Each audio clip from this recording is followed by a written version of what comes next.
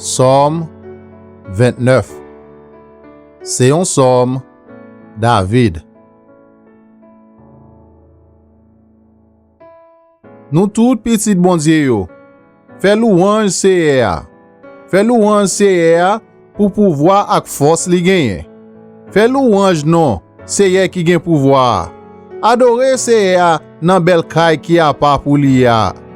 CR fait en devoir li sous l'anmè. Bon Dieu qui gen pouvoir fait l'orage yo gronder. CR marcher sous toute l'anmè ya. Voix CR c'est un voix qui gen pouvoir. C'est un voix qui mande pour moun respecter. Voix CR casse pied 7 yo. Li casse pied 7 pays Liban yo. Li fait moun nan pays Liban yo sauter pomper tant kou ti gazelle bœuf.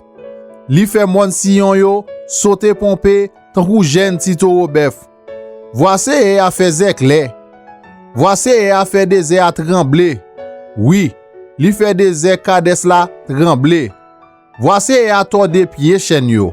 Li fait toute feuille nan rak bois tomber. Nan temple li, tout moun a fait louange pour li.